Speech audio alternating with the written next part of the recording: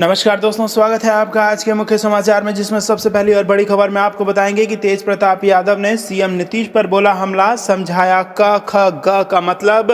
दूसरी बड़ी खबर में जिक्र होगा कि तेज प्रताप यादव ने लालू यादव की रिहाई के लिए राष्ट्रपति के पते पर भेजे लाखों आजादी पत्र। और तीसरी बड़ी खबर में आपको बताएंगे कि बिहार में नीतीश कैबिनेट के विस्तार पर एनडीए में बवाल, घटक दलों के साथ बीजेपी जेडीयू में भी नाराजगी। दोस्तों, हर एक खबर की गहराई में आपको ले जाएंगे, लेकिन उससे पहले अगर आप भी देश के किसानों के साथ खड़े हैं तो आप अभी इस वीडियो को लाइक कीजिए और इस लाल बटन को दबा के चैनल को फ्री में सब्सक्राइब करके घंटी बजाकर कमेंट में लिखिए जय हिंद। दोस्तों, रुक करते हैं तमाम बड़ी खबरों की तरफ। तेज प्रताप यादव ने सीएम नीतीश पर बोला हमला, समझाया का खा गा का मतलब। जी हां दोस्तों, राजद सुप्रीमो लालू यादव के बड़े बेटे तेज प्रताप यादव ने गुरुवार को बिना नाम लिए बिहार के मुख्यमंत्री नीतीश कुमार पर ट्वीट कर हमला बोला है। तेज प्रताप ने अपने ट्वीट में लिखा है कि का से किसान क्रेडिट कार्ड घोटाला, खा से खाद्य सब्सिडी घोटाला, गा से ग्रामीण बैंक घोटाला और घा से घोटालों के सरदार ने 15 वर्ष के अपने शासनकाल में जितना घोटाला किया है उतना तो हिंदी वर्णमाला में वर्णों की संख्या भी नहीं है। वहीं प्रदेश राजद प्रवक्ता चितरंजन गगन ने आरोप लगाया है कि राज्य सरकार ने शिक्षक बहाली को मजाक बना दिया है।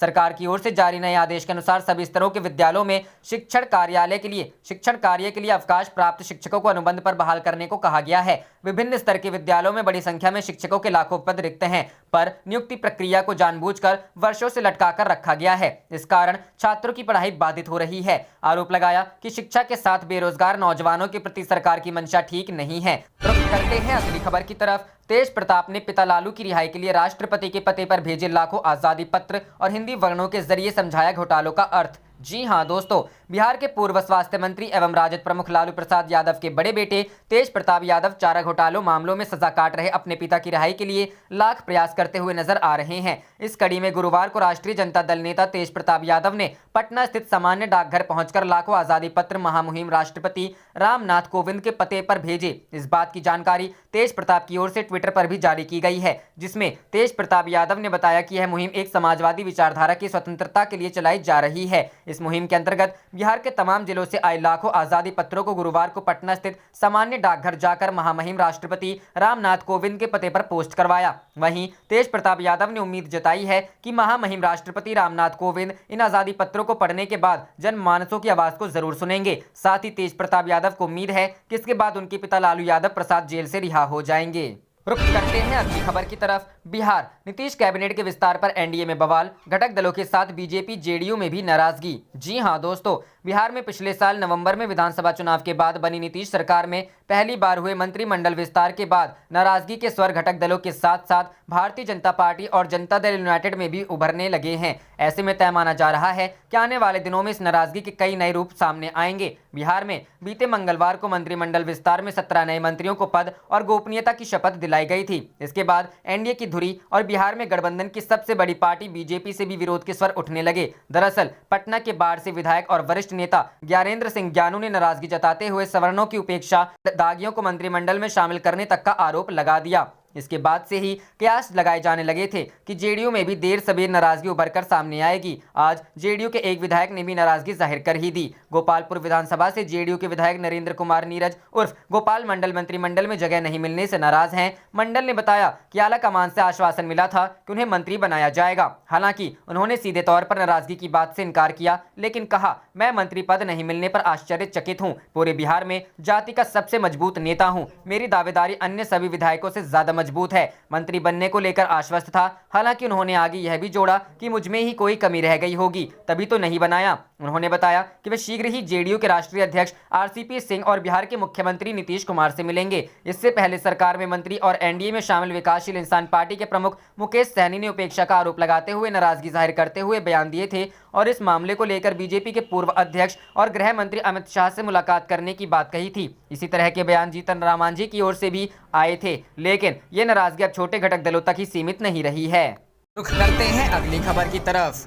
लंबे अंतराल के बाद आज बिहार में दिखेंगे कन्हैया कुमार, पूर्णिया के किसान महापंचायत में होंगे शामिल। जी हां दोस्तों, बिहार में हुए विधानसभा चुनाव के बाद से प्रदेश की राजनीति से लगभग गायब हो चुके वामपंथी नेता और जेएनयू के पूर्व अध्यक्ष कन्हैया कुमार एक बार फिर से बिहार में दिखेंगे। दरअसल बिहार के पूर्णिया जिले में देशव्यापी किसान आंदोलन के समर्थन में महापंचायत का आयोजन किया गया है। गुरुवार को आयोजित होने वाली इस महापंचायत में वामपंथी नेता कन्हैया कुमार समेत कई अन्य दलों के नेता शिरकत करेंगे। पूर्णिया के इंदिरा गांधी स्टेडियम में आयोजित होने वाली इस किसान महापंचायत में कांग्रेस की तरफ से राज्यसभा सांसद अखिलेश सिंह शामिल होंगे। वहीं आम आदमी पार्टी के प्रदेश अध्यक्ष सुशील कुमार सिंह भी इस कार्यक्रम में शिरकत करेंगे। इस कार्यक्रम में आयोजकों ने किसान संगठन से जुड़े अन्य बड़े नेताओं समेत किसानों के आने का भी दावा किया है। बिहार में लंबे अंतराल के बाद होने वाले कन्हैया कुमार के इस कार्यक्रम पर सभी की निगाहें हैं। बिहार की बेगूसराय सीट से लोकसभा चुनाव में मिली हार के बाद से कन्हैया कुमार राज्य की राजनीति में उतने सक्रिय नहीं दिखे हैं। बिहार विधानसभा चुनाव के दौरान भी कन्हैया की सक्रियता महागठबंधन के लिए काफी कम थी, जिसको लेकर विरोधियों ने भी उन पर सवाल खड़े किए थे।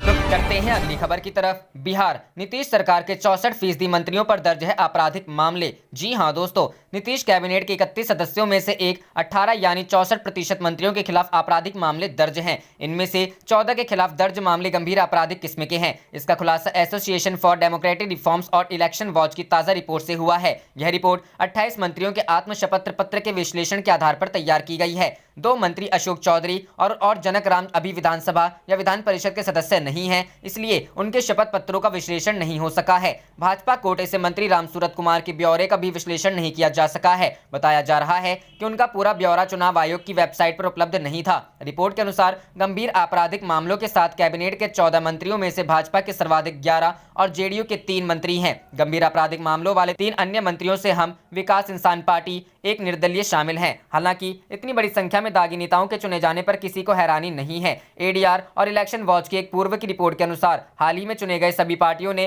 243 नेताओं में से 163 ने खुद पर आपराधिक मामलों की जानकारी दी थी। यह पिछली बार से ज्यादा है। 2015 विधानसभा चुनाव 243 में से 142 ने अपने खिलाफ दर्ज आपराधिक मामलों की जानकारी दी थी। इस बार जीत हासिल करने वाले 123 विधायकों के खिलाफ गंभीर किस्म के आपराधिक मामले दर्ज हैं, जबकि 5 साल पहले 98 के खिलाफ दर्ज थे। इस बार 19 के खिलाफ हत्या, 31 के खिलाफ हत्या के प्रयास, 8 के खिलाफ महिला के विरुद्ध अपराध के मामले दर्ज हैं। रुक करते हैं अगली खबर की तरफ। कॉन्ट्रैक्ट फार्मिंग का संकट, पैसा बटोरकर कंपनी फरार, केस दर्ज कराने के लिए संघर्ष कर रहे किसान। जी हां दोस्तों, केंद्र सरकार का मानना है कि नए कृषि कानूनों के तहत कॉन्ट्रैक्ट फार्मिंग लागू होने से किसानों की आय बढ़ेगी और किसानों की ज्यादातर समस्याएं खत्म हो जाएंगी। लेकिन मध्य प्रदेश के बैतूल में जो मामला सामने आया है, उससे इन दावों पर सवाल खड़ा होता है। बैतूल के सैकड़ों किसानों ने 2018 में सहजन की खेती करने के लिए एक कंपनी से कॉन्ट्रैक्ट किया था। अब ये कंपनी किसानों को धोखा देकर गायब हो चुकी है। कंपनी से कोई संपर्क नहीं हो पा रहा है और कॉन्ट्रैक्ट करने वाले सैकड़ों किसान कंपनी के खिलाफ मामला दर्ज करने के लिए संघर्ष कर रहे हैं। बैतूल जिले के ग्राम भैंसदेही में 5 एकड़ जमीन के मालिक नदीम खान ने बताया कि राज्य के हॉर्टिकल्चरल डिपार्टमेंट ने UWEGO agri solutions private limited नाम की कंपनी के बारे में किसानों को बताया था। नदीम खान ने बताया, मैंने ड्रामस्टिक फार्मिंग के लिए राज्य के हॉर्टिकल्चरल विभाग की सिफारिशों के आधार पर सितंबर 2018 में कंपनी के साथ एक अनुबंध पर दस्तखत किया था।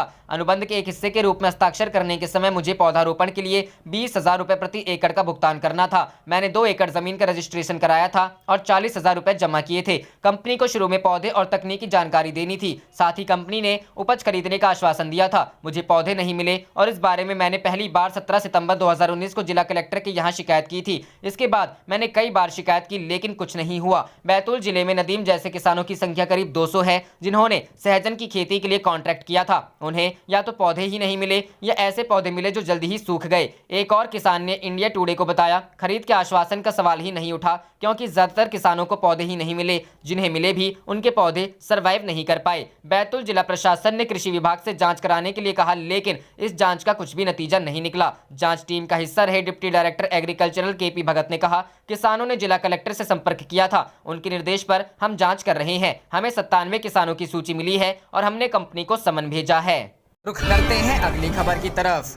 कैबिनेट विस्तार होते ही नीतीश सरकार में मची उथल पुथल, मुकेश सहनी हुए नाराज, अमित शाह से करेंगे मुलाकात। जी हां दोस्तों, बिहार में एक दिन पहले हुए नीतीश सरकार के पहले कैबिनेट विस्तार को लेकर गठबंधन में नाराजगी खुलकर सामने आ गई है। कल के कैबिनेट विस्तार में जेडीयू बीजेपी की नीतीश सरकार में शामिल विकासशील इंसान पार्टी और हिंदुस्तानी आवाम मोर्चा को तवज्जो नहीं देते हुए एक भी पद नहीं दिया गया है। इसे लेकर वीआईपी प्रमुख मुकेश सहनी ने अब खुलकर नाराजगी जाहिर कर दी है और बुधवार शाम केंद्रीय गृह मंत्री अमित शाह से मुलाकात करने का ऐलान किया है। मुकेश मुकेश सहनी के करीबी सूत्रों ने बताया कि वीआईपी प्रमुख अपनी पार्टी के लिए कम से कम एक और मंत्री पद की उम्मीद कर रहे थे, लेकिन मुख्यमंत्री नीतीश कुमार ने मंत्रिमंडल में बीजेपी के 10 विधायकों, जेडीयू के 5, पूर्व बीएसपी नेता जामा खान और एक निर्दलीय को शामिल कर लिया, लेकिन वीआईपी को ठेंगा दिखा दिया। बताया जा रहा है कि मुकेश सहनी एक और मंत्री पद नहीं मिलने की स्थिति में अपने पोर्टफोलियो में अपग्रेड की उम्मीद कर रहे थे। वर्तमान में पशुपालन और मत्स्य पालन विभाग के मंत्री सहनी की नजर लोक निर्माण विभाग पर थी। सहनी 2020 का विधानसभा चुनाव हार गए थे, लेकिन हाल ही में विधान परिषद के सदस्य के रूप में चुने गए हैं। बता दें कि वीआईपी बिहार में एनडीए का हिस्सा है और नीतीश कुमार सरकार के गठन में पार्टी की महत्वपूर्ण भूमिका है। दरअसल पिछले साल हुए विधानसभा चुनाव में बीजेपी ने 74 सीटों पर और जेडीयू ने 43 सीट पर जीत हासिल की थी, जबकि मांझी की हमने 4 और वीआईपी ने भी 4 सीट हासिल की थी। मांझी और सहनी को मिलाकर ही नीतीश सरकार बहुमत हासिल कर सकी है और अभी बहुमत के लिए जरूरी 122 सीट से केवल 3 सीट ही ज्यादा है। अगर सहनी सरकार से बाहर जाने का फैसला करते हैं तो एनडीए को मुश्किल हो सकती है। जाने से पहले आप इस वीडियो को लाइक कीजिए और इस लाल बटन को दबा के इस चैनल को फ्री में सब्सक्राइब करके घंटी बजा लीजिए। आप देख रहे थे आपका अपना चैनल धड़ाधड़ न्यूज। जय हिंद, जय भारत।